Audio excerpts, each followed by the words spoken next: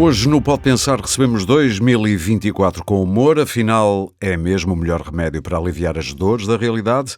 Muitos dizem que quando usado nas doses certas e de forma construtiva, sim. Mas o que é isso de doses certas e forma construtiva?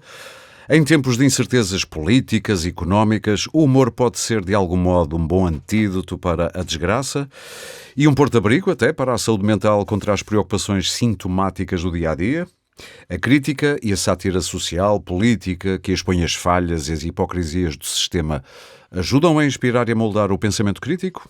A brincar, o humor pode ajudar a compreender realidades complexas, pode pôr o dedo na ferida e influenciar a opinião pública, incentivando-a a refletir sobre questões fraturantes, ou não, de uma forma tangível, compartilha e até talvez envolvimento cívico. Mas como é que os humoristas descontroem estas realidades e desafiam as narrativas dominantes?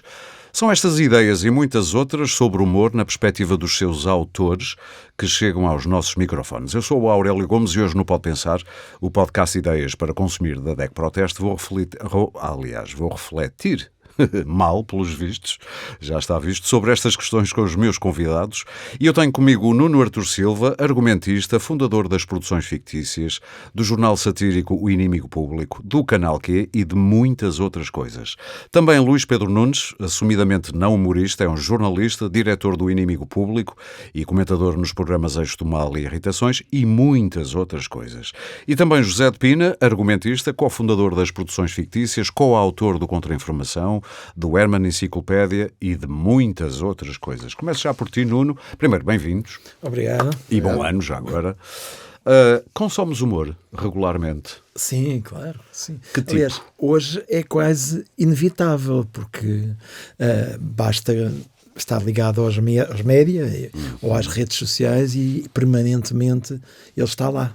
Somos todos chalaceiros, é isso? E mesmo que não esteja lá, se tiveres um olhar humorístico, vais descobrir mesmo o lado cómico das coisas, mesmo que seja o célebre humor involuntário, que muitas vezes é o que tem mais graça. Sim, mas também há um bocadinho aquela de que todos ou muitos dos que postam nas redes sociais são humoristas. Todos... É porque hoje, não é, como se diz, a sociedade é muito performativa. Isto é, de todas as maneiras nós temos as nossas personas. Se estamos nas redes sociais, temos uma persona do Facebook, outra do Instagram. Temos, de alguma maneira, uma figura pública. E essa figura pública que vive sempre de uma criação, lá está, performativa, se for, por exemplo, para as figuras da televisão, para as figuras dos média, portanto vive também com, digamos, as convenções das performances. E entre essas convenções é fundamental, hoje em dia, o sentido do humor e a ideia de sermos todos engraçados. Sim. Faz parte da dita sociedade de espetáculo. Mas é só esse tipo de humor que consomes? Não andas a seguir alguém? Algum stand-up, claro, séries? Em séries, em filmes. Quer dizer, mesmo que não fosse parte da minha profissão, eu também não me considero um humorista, mas quer dizer, há 30 anos, pelo menos, que trabalho ligado ao humor. E mesmo que não fosse essa a minha atividade profissional, eu sei que teria todo o gosto em ver ótimas séries de comédia, ótimos espetáculos de stand-up e estaria sempre à procura deles. Alguma para sublinhar? Não? Muitos. Agora, de facto, a possibilidade, por exemplo, que as plataformas nos dão de ver os melhores espetáculos de stand-up do mundo, sim, do Ricky Gervais ou do Dave Chappelle, ou que acabaram de sair, sim, sim, etc. Isso eu sigo. Como tento seguir também aquelas que são apresentadas como as séries melhores neste momento, as coisas do humor. Sei lá, estou-me a lembrar, por exemplo, uma série chamada Barry, que eu vi este ano e que achei graça. Série, também já vi. E até os próprios géneros de ficção hoje em dia já são muito misturados. Muito poluídos, infectados. Antigamente era muito claro, havia o drama e a comedy. E agora, por exemplo, há o dramedy. Que são séries dramáticas com depois momentos de comédia pelo meio. E, portanto, para responder sintetizando à tua primeira pergunta, é inescapável o humor para quem está minimamente ligado aos média. José de Pina, o mesmo? É o mesmo. Também vou seguindo. Eu acho que ainda sou humorista, não sei, nós vamos fazendo assim umas caminhos. É como aquelas bandas que começam com um estilo de música e vão, à medida que vão derivando. Vão derivando. Eu também tenho essa visão, o humor agora a novidade é as redes sociais, as pessoas não querem ser tão humoristas, não querem ser mais humoristas, ou têm a mania que são humoristas por causa das redes sociais. Só que agora aquilo vem tudo à superfície. Era aquelas piadas de café, as pessoas encontravam-se. Só que agora tem o Twitter, principalmente o Twitter, e metem tudo ali. Portanto, todas as pessoas, em vez de contarem anedotas em grupo, vai para ali para o post. E depois com a divulgação do humor, por exemplo, com aqueles espetáculos de stand-up, os especiais de stand-up, o espectador assim, mais atento, mais inteligente, vai percebendo alguns mecanismos das piadas, e depois a própria pessoa também faz piada. É como os treinadores de bancada, não? Todos nós, eu ao fim de tantos anos de ver futebol, também vou percebendo umas coisas. No fim de contas, o humor como profissão é o uso de uma técnica, ou de várias técnicas, não é? O que faz a distinção entre um humorista profissional e uma pessoa que de vez em quando diz umas graças é que amanhã vou ter que dizer 3 ou 4 piadas boas, e depois na quarta-feira outra vez, e na quinta-feira outra vez, tenho aqui uma fórmula que vou aplicando. E conseguir juntar, ter alguma criatividade, ou seja, mas toda a gente consegue dizer uma boa piada, nem que seja uma vez na vida. Uma vez na vida, ou uma vez por ano, não é? Sim. Portanto, a profissão do humorista é um trabalho sempre de...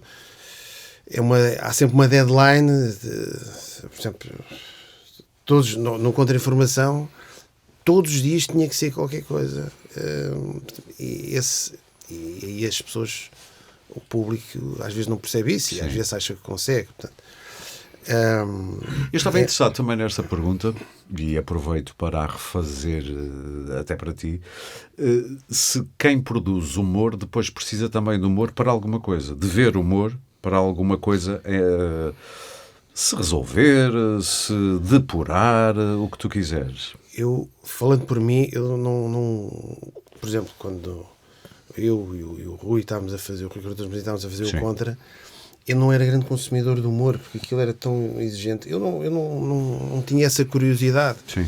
Eu acho que agora que tenho menos, tenho só irritações, consigo consumir mais, mas por acaso nunca fui um grande consumidor de humor. Antes das expressões fictícias, não é? Antes aqui do Nuno me desafiar para aquela aventura. Durante uns tempos foi o dono disto. Era os Hermans, era os Monty Python, o Papá Visto. Depois, quando comecei a entrar, o gozo era de estarmos nós a fazer as coisas. Eu não chegava a casa e não ia consumir humor. Também é preciso, desculpa dizer uma coisa, que é, naquela altura, a oferta que chegava a Portugal era muito limitada, porque, quer dizer, nós, se quiséssemos ver humoristas americanos, não tínhamos, porque não havia... Até o YouTube nem existia. Não, o YouTube era uma coisa rudimentar. Pessoas que iam aos Estados Unidos vê-los, em férias, aproveitavam. Nós somos antigos desse ponto de vista. Quando nós começámos a nossa atividade profissional numa altura em que não havia internet, por exemplo. No início dos anos 90, basicamente. As expressões fictícias no início era uma manufatura artesanal. Exato. Sim, exatamente. Artesanal, analógico, era tudo o que se pode chamar. E o único que insiste em dizer, eu ouvi-te dizer isto ao longo dos anos, eu não sou humorista, apesar de ter o inimigo público, a minha responsabilidade, não sou humorista. Mas lidas com o humor muito de perto e tomas decisões. Já agora, já cheguei a uma fase na vida que já sou mais ex que coisas. Também já não sou jornalista. Já estás na já fase sou pós-jornalista. Já. Porquê que dizes isso já agora? Já entreguei a carteira profissional, por exemplo. Pronto, ok. Não seja por isso. Estava a tentar investigar. E porque faço coisas da Prozis. Não, na Prozis não faço. Só tenho códigos da Prozis. Não tenho, não. Agora o homem da Prozis está com problemas. Portanto, já estás na fase pós. Sim, não. Eu agora sou influencer do Instagram. É a tua... É, mais ou menos isso. E já há pronto, mas não sou humorista. Não sou. Sim, mas consomes humor? Como dizer-te? Se vais ao Twitter, é impossível não encalhares com com piadas e com humor. O Twitter foi importante porque o Twitter tem eram aqueles caracteres suficientes para fazer uma piada. Era um cento e tal no início, cento e tal, que fazia ali a criação do coisa para fazer o delivery e o punchline. Havia ainda há dois tipos de humoristas, que eram os que usavam o Twitter para testar piadas e que lançavam as suas larachas e viam a reação das pessoas. E há, por exemplo, as pessoas que trabalham comigo há 20 anos, que são de uma persistência admirável, que é o Mário Botequilho e o Vítor Elias, que não têm redes sociais, nem vão às redes sociais, porque têm medo de encalhar com piadas com ideias que eles têm, e isso os iniba depois a colocar a piada porque eles leram nas redes sociais. Não querem ser poluídos. Não, quer dizer, se eu tiver uma ideia e depois a vir no Twitter, já não posso escrevê-la para sexta-feira, porque há uma decalagem de tempo entre escrever para o inimigo público e a sua publicação das notícias. Portanto, 2 dias? 3. Portanto, vocês, no fundo, estão sempre a dar tiros nas probabilidades. Não, nós fazemos humor de... aquilo é dar um tiro de... para chamar aquele morteiro, aquilo vai sobe e depois pode ser que caia no sítio. Se a realidade não se moveu, não é? Se a realidade não se moveu muito. Tens tido muitos tiros falhados que digas que sim, falhamos muito, por exemplo, mas nós normalmente fazemos uma previsão para onde é que...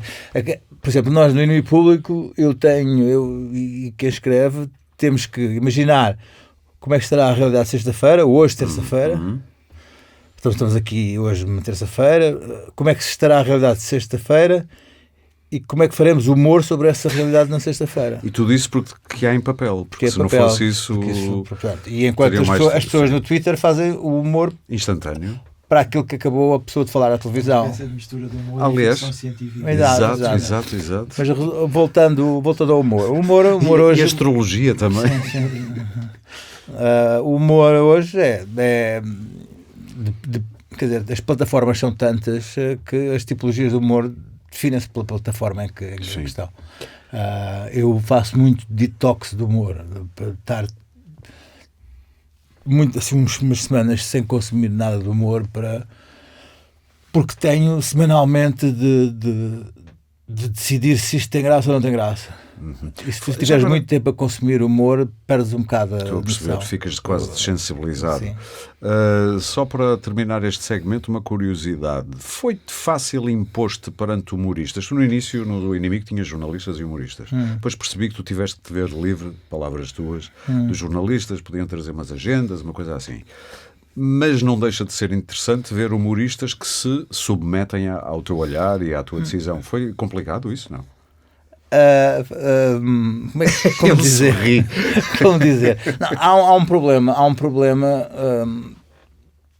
há uma incompatibilidade entre aí eu era jornalista, entre um jornalista e um humorista, em que o humorista faz tudo pela piada, não é?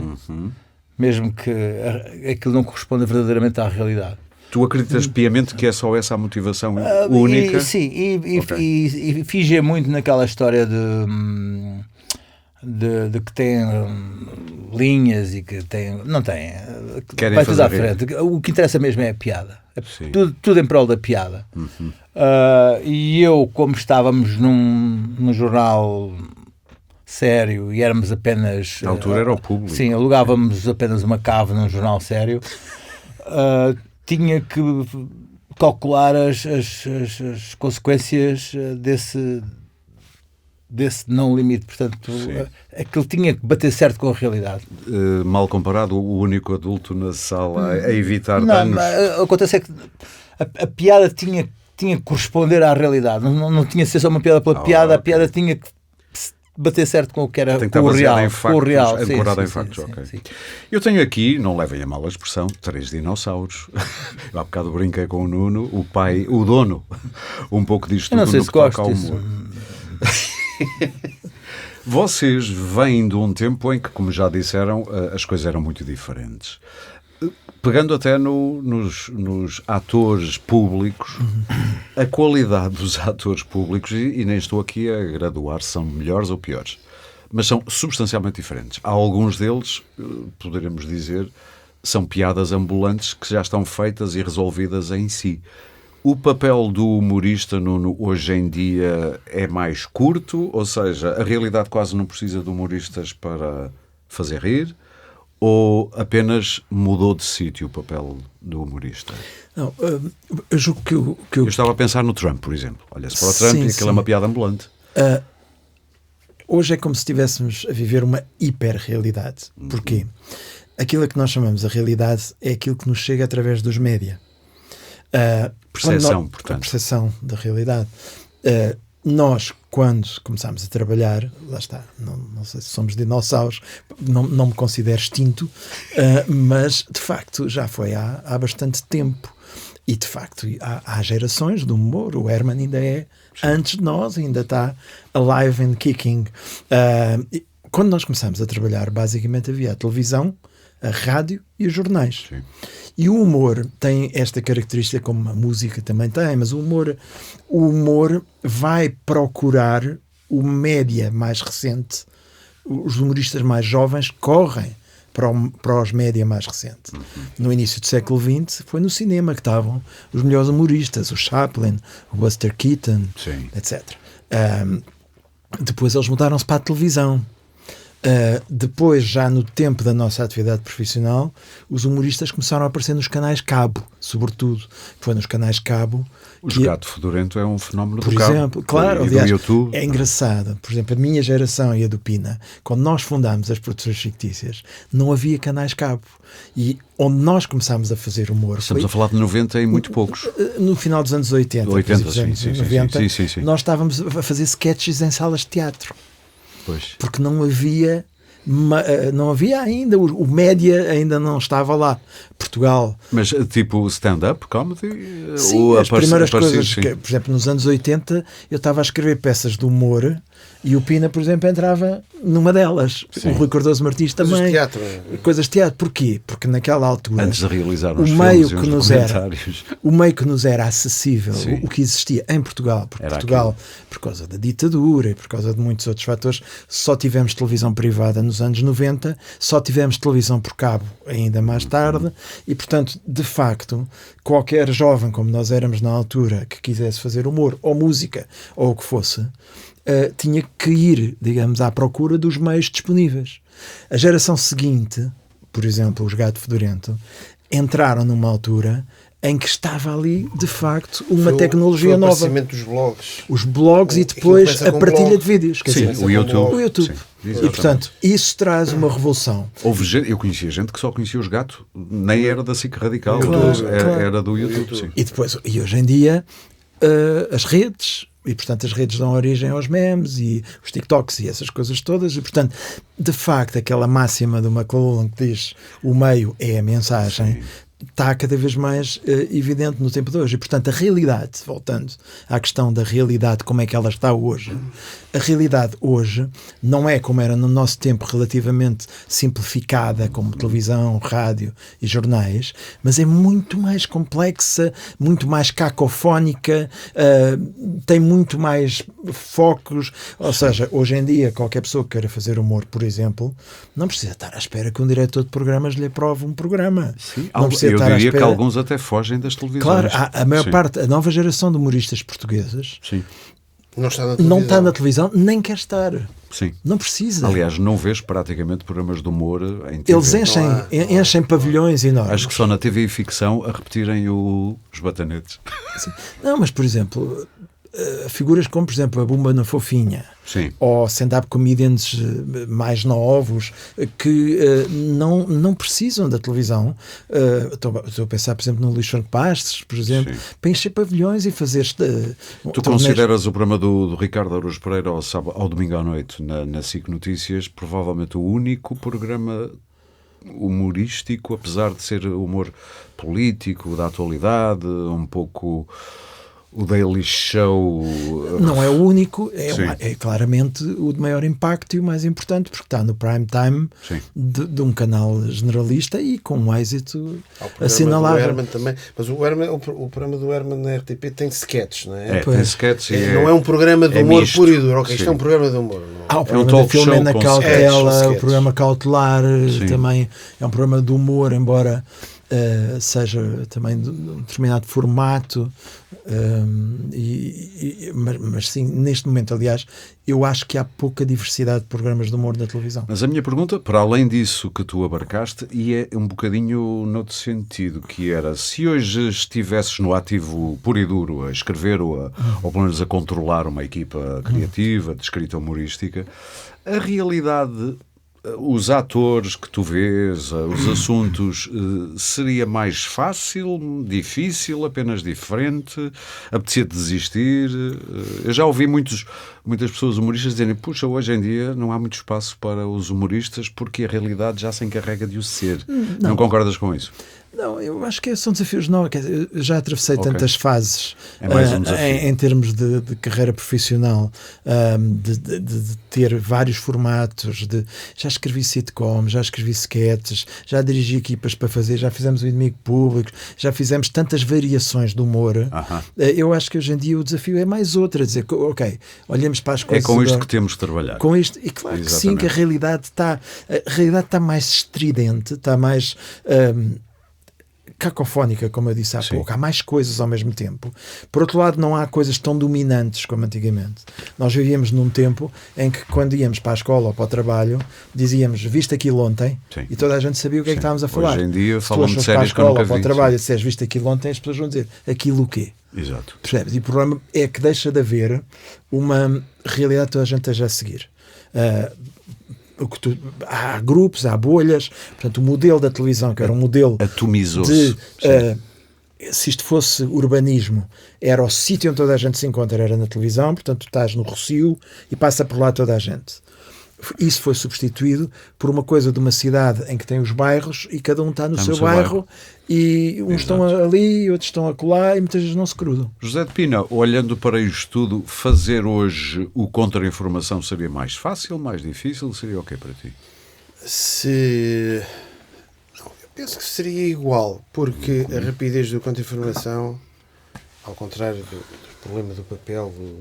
Mas eu acho o problema do papel excelente, não tenho nenhum problema com o papel. Está bem, eu estou a dizer, mas acho que é um exercício mais complicado. Porque é para um semanário, tem que se antecipar, não sei o quê. Agora, e fica com o problema resolvido à terça, já está resolvido. Com a velocidade de... Às vezes conseguimos escrever e ter no ar no dia a seguir, consegue-se. O maior desafio do humorista Deixa-me atual... fazer um parênteses. Eu sei que vocês chegaram a escrever para o Herman, tipo 2 horas antes, depois de uma grande noitada. Uma grande noitada. Muitas grandes noitadas. Diretas. Eu estava a querer ser... Diretas. Sim, portanto, exatamente. Quase acabado de escrever, pega lá. Exatamente. E grava. Estava eu a dizer, um dos grandes desafios do humor, primeiro, é a velocidade. Não é? Eu estou a falar por mim, no meu caso. Por exemplo, eu continuo a fazer humor, gosto de fazer humor, sempre no programa do Estou, no Irritações, na SIC Radical. Faz humor lá? Eu guardo sempre... Faço. Só para perceber. Faço. Eu sei que tu não és humorista, mas... Mas não, é que eu não percebia que era humor. Eu acho que o José de Pina está a dar uma irritação para a próxima vez. Eu tento sempre guardar... Por exemplo, nós vamos gravar quinta-feira. Hoje estamos a gravar este pod... Numa terça. Sim. Portanto, eu ainda tenho uma vaga ideia. Eu estou a guardar sempre tudo para o último porque sei que o programa depois vai para o ar na sexta-feira. Sim. Eu tento sempre guardar. Mas a grande noite de trabalho para mim é na quarta-feira à noite. Lanço o tema. És bom sob pressão? Eu habituei-me ao longo daqueles 15 anos do Contra-Informação e para a rádio, aquelas noitadas sob pressão, grandes textos que nós fizemos às 5 da manhã. Sim. Eu já sei dessa. Já saíste dessa? Sim, às 5 da manhã é no ginásio que estás. Eu já tenho 2 crónicas do Expresso Paginadas já. Tenho mas isso é crónico, isso é o formato não, crónico. Só para dizer que eu essa coisa de trabalhar sob pressão. Tá bem, mas eu pedi qualquer coisa a dizer sobre o humor. E outra coisa. Já vou, só para terminar. Só para não acabar. Há aqui um outro dado novo que é a Estou habituado a isto velocidade. nos programas. Ele vem com os tempos do beijo do mal. Isto está a acabar.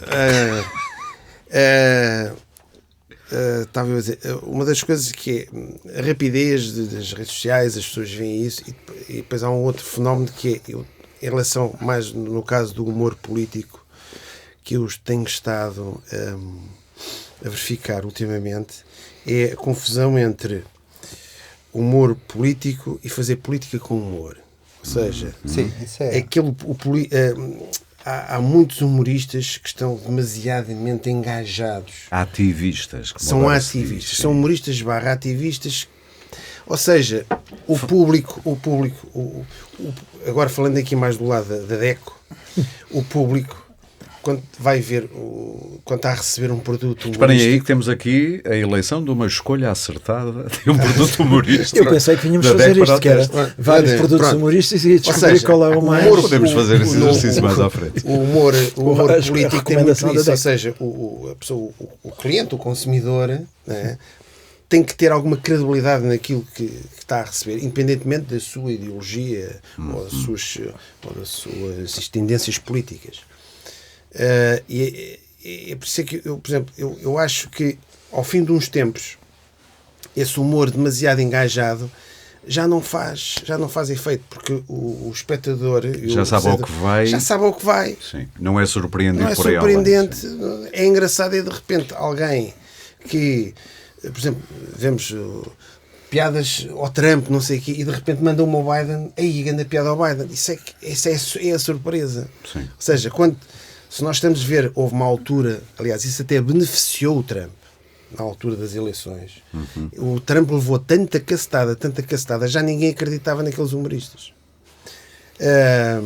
Portanto, esse e neste momento há muito... O Stephen Colbert deve muito ao Trump, que eu acho que atingiu o Zénith. E os próprios políticos, nós temos Sim. um partido político aqui da nossa praça que gosta sempre de fazer outdoors com graças.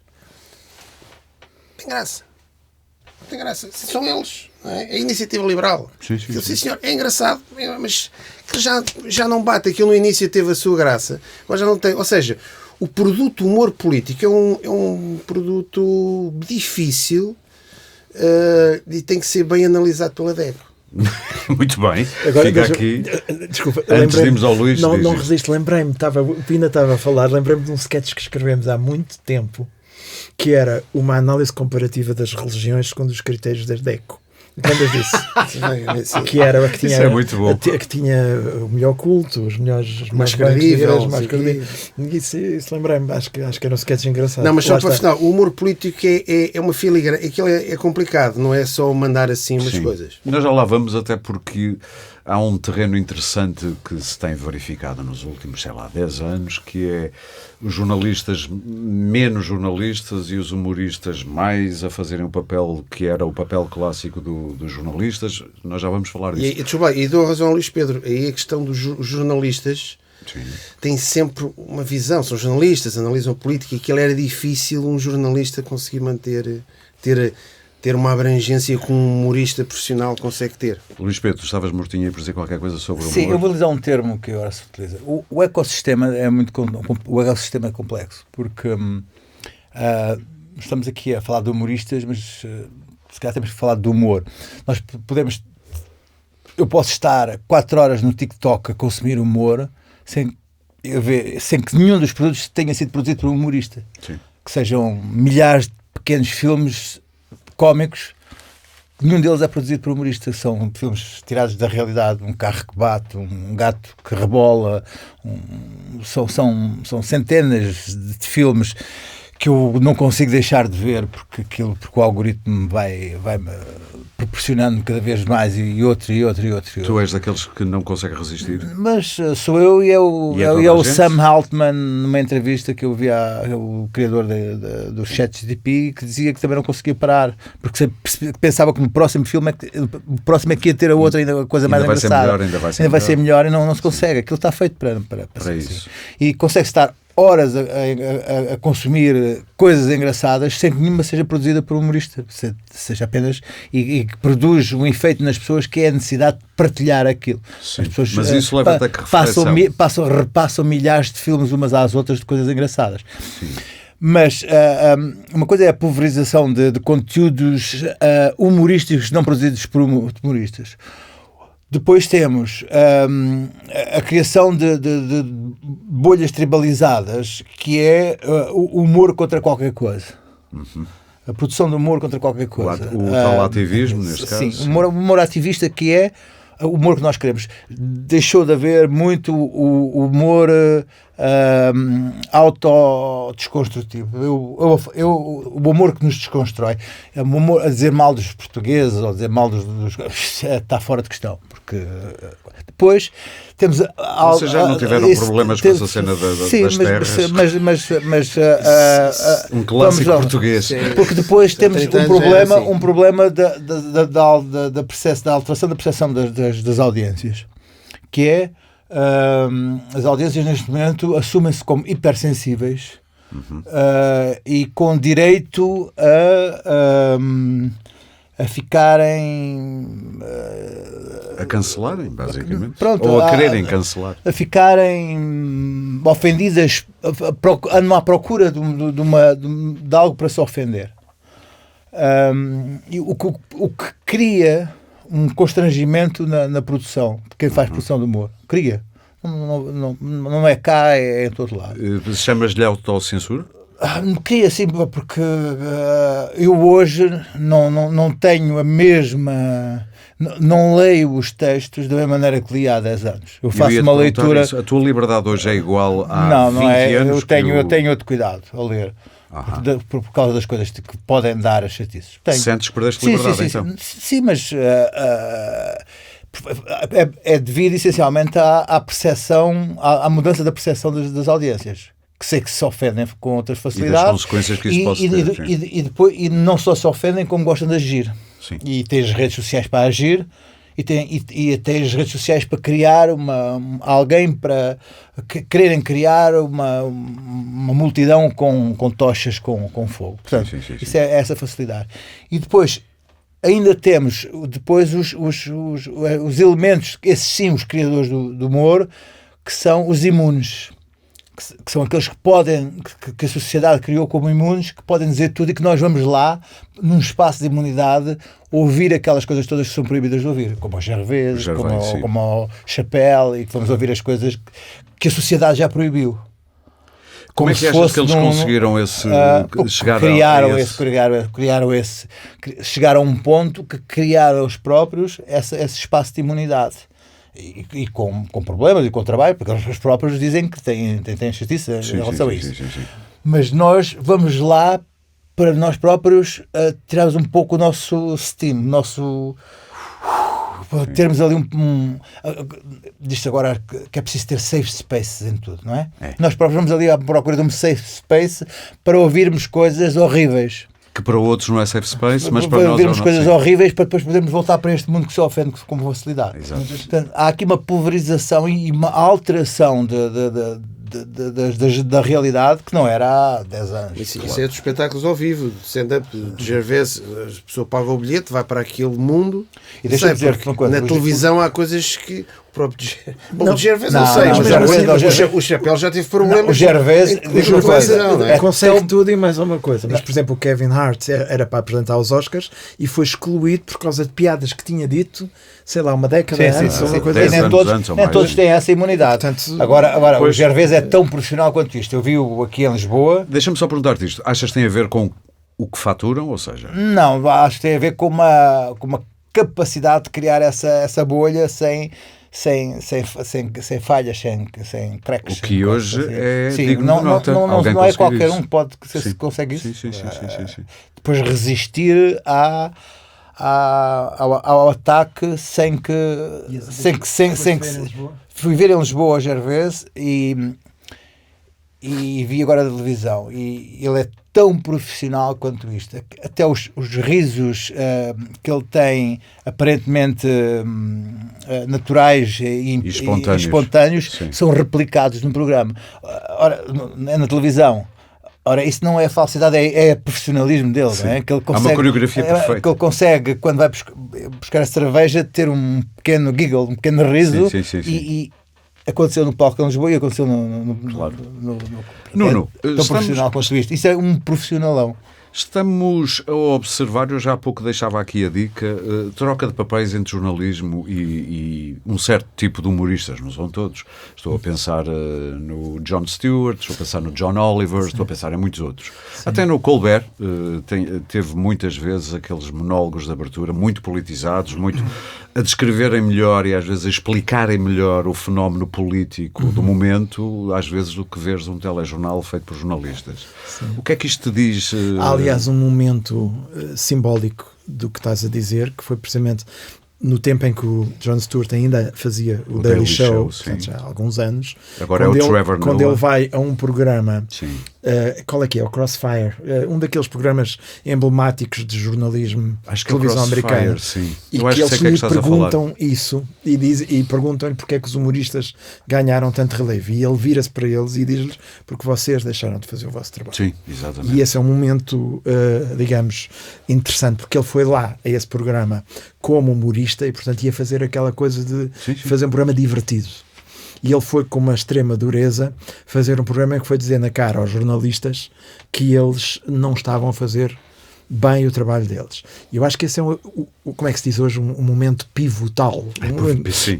Ou inaugural de uma nova... Acho que sim. Acho que, por um lado, é preciso que se diga que, sendo o humorista e sobretudo na América, o humorista de stand-up foi elevado à categoria de artista, no sentido em que eles próprios, o Chappelle, por exemplo, quando se refere um artista, ele diz um artista. E com o estatuto de super-estrelas hoje, que no passado eram muito poucos, agora há muitos. E portanto, por ser exatamente o humor, o valor sagrado é a liberdade, mas é uma arte da palavra. E, portanto, é a liberdade de usar a palavra para fazer humor sobre o que quer que seja. E também sobre a política. E também escolher os alvos políticos. E, portanto, com uma liberdade que o jornalista não tem, no sentido em que o jornalista tem, digamos, uma obrigação de relação com a verdade e com a confirmação dos factos. E o humorista, como por exemplo o ficcionista, não tem essa obrigação de... Mas é curioso que quer Jon Stewart, quer o John Oliver, eles têm essa obrigação com o factual. Sim, eles são até muitas vezes bastante rigorosos. Sim. Bastante rigorosos. Às vezes mais do que nos telejornais. E ela está, tal como muitas vezes, às vezes um bom romance consegue falar melhor sobre uma realidade do que uma reportagem de jornal. Sim. Às vezes um bom humorista consegue falar melhor sobre um tema do que uma boa reportagem do jornalista. O que é como a literatura da época às vezes faz melhor a pequena história do que os livros de história. Exato. Sim. Agora, o que se passa hoje, o Luís Pedro dizia isso também há pouco, é que a realidade é tão complexa, tem tantas camadas, as personagens que se cruzam nos média, que é para todos os efeitos a realidade com que nós convivemos. Quando nós todos os dias acordamos de manhã, convivemos com muitas camadas da nossa sociedade. Não só aquelas pessoas que às vezes nos cruzamos na vida real, na rua, que às vezes são bem poucas, mas se calhar muito mais os telejornais que vemos, as redes, os jornais, sei lá, tudo. São camadas e camadas e camadas de ficção, realidade, humor, em que nos cruzamos com políticos que tentam ter graça, que têm agências de comunicação a trabalhar a imagem, que fazem atos performativos, com humoristas que às vezes também querem transmitir digamos, uma ideia, uma crítica política, e portanto tudo isto se mistura. E há aqui coisas interessantes, até do ponto de vista reflexivo, por exemplo.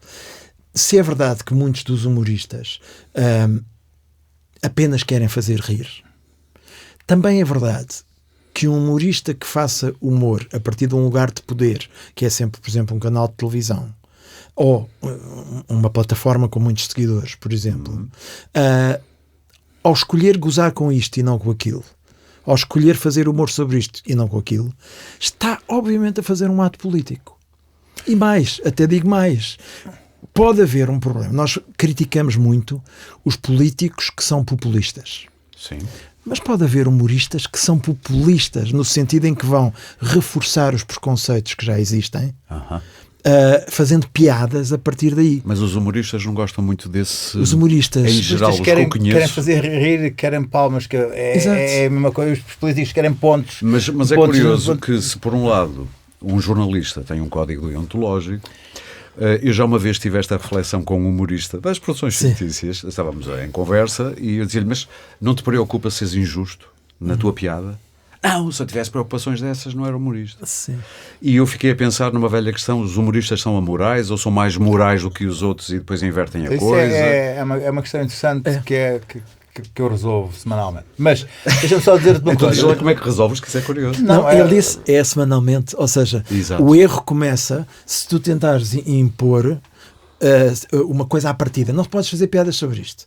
Isto não podes fazer. Os tais limites que se fala. Nunca. A equipa tem É um ato reflexivo. Não pode haver limites. É um ato reflexivo no momento. A equipa não tem limites para fazer humor. Agora, se passa alguma coisa má, a culpa é minha. A responsabilidade é minha, não é? Mas isso é outra coisa. Isso é em relação às injustiças. Mas em relação às injustiças, assim, nenhum humorista, no caso do inimigo, fazer humor, nós estamos a fazer humor político essencialmente. Fazer humor contra quem está, pessoas que estão em baixo, acho sempre mau. Não é aquilo que eu quero, nem aquilo que eu bater em quem já está no chão não vale a pena. Isso e fazer humor com coisas que as pessoas não podem mudar, tipo gozar com o gajo que é baixo. Ok, mas isso é uma questão de gosto. Sim, mas depois se for o gajo que é baixo em inglês, que ninguém sabe, percebes? José de Pina, ias dizer qualquer coisa? Eu acho que todos os humoristas acho que têm o seu ângulo, ou seja, eu tento sempre ver, quando estou à procura de fazer umas piadas, tento ser, é o meu ângulo. Sim, do meu ponto de vista. Sim. Em relação às injustiças, no caso do... Temos de ter cuidado com a expressão ponto de vista, que por estes dias, por causa do Serviço Nacional de Saúde, houve alguém que disse, isto é tudo um ponto de vista. Mas havia também uma bela piada. Também são... A base, eu acho que o mais investigação, mais research faz um humorista, mais cultura geral tem um humorista, eu acho que mais probabilidades tem de ser melhor humorista. Porque tem mais meios, conhece e não comete tantas injustiças, sabe o que é que está a falar. Resumindo, quanto mais culto, e isto é a palavra cultura aqui com uma abrangência muito lata, mais possibilidade tem de fazer melhores piadas. Exatamente. É a minha opinião. Sim. Eu já vi coisas. Mas deixa-me acrescentar uma coisa. Tem mais ferramentas. Acrescenta. Não quer dizer que tenha mais graça. Sim. Ou seja, pode fazer humor de melhor qualidade, mas às vezes há tipos. Eu estou-me a lembrar de o Fernando Mendes. Sim. Genuinamente. Sim, o gesto está bem. Ou vários atores de revista que eu me lembro. Sim. Tem um timing de comédia.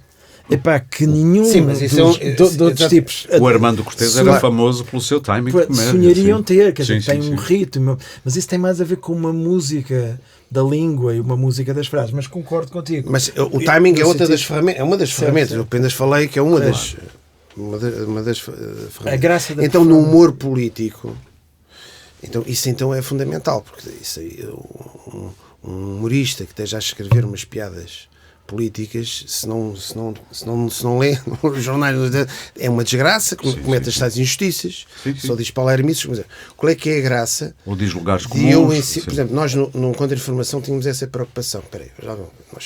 Aquilo só tinha piada se houvesse um link à realidade daquela personagem. Eu não posso estar a fazer inuendos. Determinado político alcoólico não é, nunca foi visto a ver, não tem graça. Mas vocês conseguiram uma coisa. Portanto, isso Mas vocês conseguiram uma coisa curiosa. Se bem me lembro, vocês puseram na boca do boneco Marcos Mendes, que seria o Marcos Mendes, Gandanoia. O Gandanoia. Ele nunca disse aquilo. Mas vocês fizeram-nos acreditar que ele era a rapazinho para poder dizer aquilo. Mas, por exemplo, isso não estamos a fazer nenhuma injustiça. Claro, aliás, claro. O Gandanoia porquê? Porque era um termo, na altura, estava a aulas de António Arroio, os teenagers na altura, e havia, o Marcos Mendes fazia bodyboard. era assim, era camarada do Marcelo. Sim, apareceu na praia. Sim. Bodyboard. E uma das coisas dos jargões eu apanhei o Gandanoia dos miúdos. Dos miúdos, Gandanoia. Rui, vamos pôr o Gandanoia no Marcos Mendes. Ou seja, há sempre qualquer coisa. Sim, estou a perceber. Há sempre qualquer coisa. Mas tens o mais... próprio Marcos Mendes era tão bom bodyboarder que nem sequer conhecia o termo, vejam bem. Pois, exatamente. Diz-me só uma coisa, independentemente de teres saudades ou não de fazer o contra-informação, quando olhas para as notícias hoje, tipo, hoje é que era fixe fazer isto, ou ainda bem que nós já não fazemos isto? Não, vê-se que era possível, exatamente. E agora... aliás, estamos a falar da falta de programas de humor político Isso era teu serviço público. Humor político, bom, mesmo no humor jornalista já nem há. Tu já estiveste num serviço público, de várias maneiras, mas da última com poderes de gestão. Faria sentido, na tua ideia, na maneira como tu vês agora o serviço público de televisão, nos dias de hoje, ter um programa, por exemplo, do estilo, ou mesmo o contra-informação? Eu acho que a missão do serviço público é fomentar a diversidade. Sim. O que faz sentido para o serviço público é ter vários programas de ficção. É assim, se os privados estão a fazer um tipo de ficção, o serviço público deve fazer outro. Um pouco laboratório também. E não só, é a diversidade. Sim. Se eu tivesse que resumir o serviço público numa frase, eu diria promover a diversidade. Sim. Neste momento, haver uma realidade tão interessante, tão complexa, e, por exemplo, na oferta televisiva, só teres regularmente no prime time um programa de humor sobre a atualidade, que é o do Ricardo. O do Ricardo, sim. É pouco, eu acho. Acho que estamos... Não percebo, até tendo em conta o êxito que o programa do Ricardo... Bom, é verdade que é o Ricardo, mas também durante muitos anos se dizia, só era o Herman, parece que só havia um, não é? Eu acho que uma das coisas que faria sentido era diversificar, por exemplo, e haver uma oferta diversificada de programas de humor. Sim. Isso, sem dúvida, que eu acho que o serviço público aí poderia fazer mais do que está a fazer neste momento. Esta nova AD era um petisco para o ponto de informação. Toda aquela constituição desta AD... A realidade... Eu gostei da frase, esta nova AD era um petisco. Muito do humor que se faz hoje, que a arte sempre viveu muito da deslocação, isto é, uma coisa que num determinado contexto tem uma leitura, se tu tirares do contexto passa a ter outra. Aquela história do mictório do Duchamp. Sim. É assim, muito do que faz a equipa do Ricardo no programa é pegar em declarações que passam despercebidas e com um ótimo olhar humorístico que eles têm, isto tem graça, e às vezes aquilo é só mesmo a citação. Sim. A citação. A piada faz quase sozinho. Sim. A citação enquadrada com o texto à volta. Exato. E é muito curioso que a parte do trabalho do Ricardo é repetir muitas vezes o que foi dito no vídeo imediatamente antes. Sim. Um dos sketches que mais popularizou o Ricardo, que é Eles Falam, Sim. é uma muito inteligente utilização de uma fala ipsis verbis, tal e qual, de um concorrente do Big Brother. O Marco. Sim. O que ele fez foi topou que aquilo, de facto, é um achado, e reproduziu. Exatamente. E muitas vezes o humor é um humor minimal, digamos, de deslocação de contexto. Sim. Mas pronto, mas isso é um estilo. E é uma das técnicas mais antigas do humor. Tira do contexto e a coisa fica logo como te falou. Quer dizer, basta, vou dar um exemplo, o Pina falou na AD. Quer dizer, basta citar os nomes dos 3 líderes da AD. A piada está feita. Exatamente. Qual é o real poder do humor? Ou seja... Uma piada alguma vez deitou abaixo um governante? Eu há dias sei um texto interessante na revista Atlântico que o título sintetizava a situação. Não, os comediantes não são os novos filósofos. Porque às vezes termos de stand-up comedy parece que se vai à procura de um sentido da vida, uma desconstrução do cotidiano, alguém que nos diga o que fazer. A verdade, os comediantes nos vão dizer a verdade num espetáculo de stand-up. Exato, uma coisa de autoajuda. E não, os comediantes não são os novos filósofos. Eu vejo de uma forma aflitiva... Deixas-me interromper-te para salvar aqui o nosso... Já tens de continuar. Nós começamos a gravar um pouco mais tarde do que devíamos e o nosso José de Pina está cheio de pressa porque tem uma vida familiar para resolver. Nós também já estamos quase no fim. Se precisares de sair, a gente continua. Posso sair? Podes sair. Isto é uma piada quase. Claro. É uma piada porque a pessoa que chega sempre mais cedo hoje atrasou. Exatamente. Isto é o timing. Exatamente. José de Pina, muito obrigado por teres vindo. Muito obrigado por teres vindo. Podem vê-lo e ouvi-lo, pelo menos no Irritações, às sextas à noite, na SIC Radical. Agora sinto-me com problemas de consciência, que eu sou uma pessoa, isto Não vai-me ficar para a vida. Não sintas. Na defesa do consumidor, uma coisa. Mas dizia eu, os comediantes não... Parece que têm essa missão agora de dar um sentido à vida. E não têm. Acho que é perigoso as pessoas irem tentar descodificar o seu cotidiano através dos comediantes e não através dos filósofos, que acho que é um melhor caminho. Mas a mim preocupa-me, eu olho para a realidade americana, que é a que me preocupa mais, porque tem mais tem as ondas. As ondas chegam cá tardiamente, mas chegam. O humor, nomeadamente o humor que se fazia há 10 anos nos tempos do Obama e no início dos tempos do Trump, com o modelo Jon Stewart, neste momento perdeu qualquer tipo de relevância. Mesmo o John Oliver também já perdeu relevância sobre esse ponto de vista. Sendo que o John Oliver é um formato completamente diferente. O John Oliver é monotemático e a partir, quer dizer, embora tenha ali umas partes que não sejam, mas é essencialmente um programa monotemático e é a partir de um único tema e de uma grande investigação acerca do único tema. E de uma acutilância impressionante. Por exemplo, fazer um programa como ele fez sobre a guerra em Gaza. Sim. É de uma coisa, de uma... Sim, mas foi um programa, que não teve uma boa receptividade. Porque foi muito pró-Gaza, muito pró-Palestina, e nos Estados Unidos as coisas estão muito divididas, como em tudo. E é curioso que ele resista numa altura em que ele precisa muito da nossa atenção durante 20 minutos, quanto dura o programa. Hoje em dia, não sei quanta gente terá disponibilidade para estar 20 minutos a ouvir muitos dados e algumas piadas pelo meio. Mas eu sei que esse programa foi muito mal recebido, porque o status quo americano é pró-Israel e qualquer tentativa de beliscar isso, perceber a situação palestiniana é logo colado ao Hamas e colado àquilo que aconteceu nos campos das universidades e que já fez cair as presidentes das universidades poderosas todas. Mas o caso mais interessante que eu vejo é o do Bill Maher. Sim.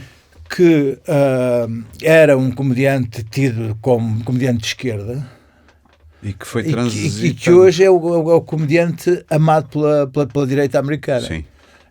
Sendo que ele se apresenta como sendo um progressista dos anos 90. Só que parece-me que ele reage à esquerda, ao identitarismo da esquerda e ao crescimento disso na esquerda, não é? O que ele é anti-elites progressistas de esquerda. Sim. E às novas linguagens da esquerda. O identitarismo, o chamado o wokeismo, o identitarismo, a questão da raça, a questão do género. E foi por ele se apresentar completamente contra esses exageros, e aliás até tem um final de programa que se chama Novas Regras. Sim. Que o fez passar logo imediatamente para o outro lado, sendo que ele, como ele diz, eu continuo exatamente a mesma pessoa. Exato. Eu sou um progressista dos anos 90, sou um esquerdista dos anos 90. Como dizia o Nuno, quem mudou o contexto foi a realidade que se mudou. E foi imediatamente adotado pela direita. Os clipes dele passam na câmara de eco do Twitter da direita. Aqui há um ano ou mais eu passei um clipe dele no fim do Eixo do Mal e fui logo mensagens, você é um direitolas, e vê bem, passar Bill Maher. Sim, é interessante que ele até teve lá o Andrew Sullivan, que era há uns anos muito respeitado analista conservador gay e defensor dos direitos dos homossexuais, e que hoje é completamente repudiado pela comunidade LGBT+. E, como ele disse, eu sou um gay dos anos 90. Portanto, ele era um gay dos anos 90 contra um progressista dos anos 90 e que hoje eram considerados completamente à direita. Portanto, a realidade é que muda muito drasticamente, nomeadamente nos Estados Unidos, e as novas linguagens, os novos quem tem o poder da fala, o direito à fala, o lugar da fala e a transseccionalidade, que é o poder acumular negro, gay, pobre, quanto mais acumula, mais direito à palavra mais tem, créditos tem. Mais créditos sociais tem para poder falar. Portanto, e é contra o Bill Maher. Virou-se contra isso porque acha que são atos censórios e de novas linguagens, e disso fez dele uma pessoa de direita, que acho que é interessante. Eu tenho dado um pouco a tentar ir por essa linguagem, mas como em Portugal nem sequer houve Me Too, eu tenho que contextualizar muito aquilo, porque em Portugal não, quer dizer, se houvesse Me Too em Portugal... Não há ninguém cancelado que me lembre em Portugal. Não, para já é o seguinte, se houvesse Me Too em Portugal, 90% das empresas portuguesas tinham ficado sem administração. Só era logo, mas era assim, PSI 20, era tudo, escuta, ia tudo ao ar. Era então, a grande depressão de 29. Esta é a frase do destaque. Então houve um pacto de regime, a dizer assim: bom, isto do Me Too é simultaneamente uma piada e é verdade. Isto do Me Too vai acabar com, quer dizer, acaba comigo, acaba contigo, isto não vai ficar bom para ninguém, não é? Porque isto vai cair tudo. Então não houve Me Too, passámos para o Me Too, mas temos, que é uma coisa muito interessante, temos miúdos, adolescentes, que são ativistas anti-Me Too. São os que vão ao Jordan Peterson, são os que gostam do Andrew Tate, que são a reação ao wokeismo. Mas não, essencialmente a reação ao Me Too. Sim. Eu já fui ver 2 vezes o Jordan Peterson para ver o que se passava, não é para ver a verdade. Que são miúdos que vão defender os direitos dos homens. Muito bem. Em Portugal, quer dizer, defender os direitos dos homens em Portugal é assim uma coisa que eu acho que estamos um pouco... Nuno, para terminarmos, porque já levamos, como vocês veem no relógio, uma bonita soma de minutos acumulados, devolvi a mesma pergunta. O poder, que real poder tem o humor... Sendo que tu estiveste em lugares de poder, fizeste muito humor dirigido a políticos. Ele safava-se ao Me Too. Ele safava-se, também acho. Tens uma noção da real importância, do real impacto que uma piada pode ter num político, e que eu saiba, nenhum político caiu nunca por causa de uma piada. Sim, eu acho que já uma vez disse isto, mas acho que houve um ministro que caiu por dizer uma andota. Não, mas isso foi ele próprio que fez Araquiri. Agora, alguém dizer uma piada e aquilo corroer de tal modo a imagem de um político ou alguém de poder, não me lembro. Não, eu acho que é muito difícil que uma piada derrube um poderoso. Uma piada pode pôr um bigode ridículo no poderoso de que ele nunca mais se livra. Mas dizia-se que o ridículo mata. Não mata, mas mói. Okay. Ou seja, a ideia de um humorista cola a um político determinada característica cómica, ou descobre nele uma coisa que as pessoas ainda não tinham visto bem, ou seja, é como pôr, sabes, o miúdo que põe um bigode ridículo no quadro pomposo do general. Estás a ver? E ele vai lá e faz um bigode. É claro que depois se pode apagar e o quadro fica no mesmo sítio. Mas fica sempre a pensar, o gajo com aquele bigode de facto... Eu acho que basta ver os cabelos dos líderes de extrema-direita do mundo. Trump, o tipo da Holanda e da Argentina. Já passaram, nada lhes toca. Sim, é muito difícil tornar, por exemplo, fazer uma coisa que torne o Trump ridículo. Não é impossível. Não... É quase o fenómeno Ricky Gervais ao contrário. O Ricky Gervais safa-se com qualquer coisa que diga. Estes tipos safam-se com qualquer coisa que digam. Sim, que lhes digam a eles. Não, até os... E que qualquer coisa que eles digam, porque eles... O Trump pode dizer qualquer coisa Trump que o já empodera, está para parece. além da verdade e da mentira. Sim, exato. Aquilo que ele diz é uma nova realidade. Sim. Ele ignora a realidade que vê, Olimpicamente, mas cria sim. uma realidade que fala. Alguma coisa para terminar que queiram muito dizer e que ainda não conseguiram, que tenha atravessada? Ou podemos ir para bingo e desejar-vos um bom ano? Desejar um bom ano a todos. Eu acho que... Projetos por aí, já agora, que estejam na Forja e que se possam saber? Há assim várias coisas soltas, mas para já tu disseste uma coisa que seria uma coisa interessante e que eu gostaria muito de ver, por exemplo, uma televisão pública a apostar nisso, que era mais projetos de humor. Não estou a falar para mim, mas estou a falar abertura para poder haver mais projetos de humor. Acho que também a qualidade audiovisual de um país, e se é verdade que hoje há muitos projetos de humor que vivem livremente nas redes, também é verdade que algum tipo de humor só sobrevive. Por exemplo, então, o tipo de programa que o Ricardo faz só é possível porque ele pode utilizar imagens que a própria estação recolhe. Sim. Eu acho que era possível haver mais programas daquele género. Como nos Estados Unidos. Falámos do John Oliver, do Jon Stewart. Stewart agora não está, mas estava o... enfim, há vários nos Estados Unidos. O Bill Maher. Há vários. E cá eu acho que merecia, sobretudo esta realidade que vamos ter agora, ano de eleições, AD, Pedro Nuno, tudo o que aí vem é um ano riquíssimo, 2 eleições, pelo menos 3. Talvez um pântano depois das primeiras eleições. E portanto o terreno vai estar fértil para o humor e vai estar fértil para a possibilidade de se gozar muito a partir da realidade. E acho que apesar de tudo a oferta de programas de humor desse tipo é pouca, embora também compreenda que se calhar há uma saturação geral de tudo, desta hiperrealidade que estamos sempre em loop. O meu exemplo vale o que vale, que é o meu. E isto faz-me ir para dentro, é curioso. Quando toda a gente está ligada a tudo, ele sabe, o Luís Pedro, eu tenho smartphone há 2 anos. Fui o último porque eu te obriguei a ter. E ele chateou-me a cabeça, foi um dos responsáveis. Exatamente. Quando tu ligas começo a recolher-me para o meu buraco, já não quero estar ligado a tudo. Quando tu fazes um zapping pelos canais de televisão cá. Mas depois o mais absurdo é que tu colocas, um jornal coloca um post com uma coisa perfeitamente identificada como humor, está lá, o que está lá dito é absurdo, e vais aos comentários e as pessoas não percebem que aquilo é humor. Ou não querem perceber. Não percebem. E aquilo é de tal maneira violento a reatividade àquilo que tu ficas perplexo e perguntas, afinal, quem é que está do outro lado? Para além de que... Isso é uma grande pergunta. Quem é que está do outro lado? Para além de que há uma espécie, parece que saíram todos da toca, todos os fascistas e protofascistas.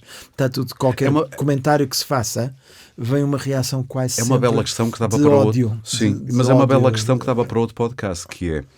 Eles já andavam por aí, a gente é que não os ouvia porque não havia plataformas, ou são as plataformas que também, o meio também faz o sujeito? O meio também faz porque permite uma desresponsabilização, porque tu vais lá e dizes, e parece que te fazeres ouvir. Pronto, e também há manipulação, também há os bots, não é? Alguma coisa para terminar, Luís Pedro? Não, eu estou bem comigo próprio. Então pronto, foi um prazer, meus caros. Muito obrigado. Obrigado. Eu digo aos 3, porque o José de Pina esteve connosco até há minutos atrás, por esta descontraída reflexão que nos deram a oportunidade de fazer em conjunto. Também obrigado a quem nos ouviu. Agora, e de volta à realidade, pode consultar o site da DEC Proteste em dec.proteste.pt. Ali encontra vários conteúdos de especialistas sobre questões sérias e relevantes para o consumidor, que têm inspirado também os mais variados sketches de humor e até os comentários de Marques Mendes, ao domingo, cita muitas vezes a DEC Proteste. Há também a linha telefónica do Serviço de Informações da DEC Proteste, que pode e deve ser usada para pedidos de esclarecimento em matéria de direitos do consumidor. Aponta aí o 218410858. De resto, tudo sempre. Este podcast pode ser subscrito e seguido em Spotify, Apple Podcasts, Google Podcasts, SoundCloud, YouTube ou qualquer plataforma de podcast que utilize no seu telemóvel ou computador, e também em dec.proteste.pt. Este episódio teve coordenação editorial de Filipe Amoroso e produção de Sandra Borges. O som é da Índigo, com sonoplastia de Guilherme Lopes. Eu sou Aurélio Gomes, o Pode Pensar da DEC Proteste. Regressa em breve com mais ideias para consumir.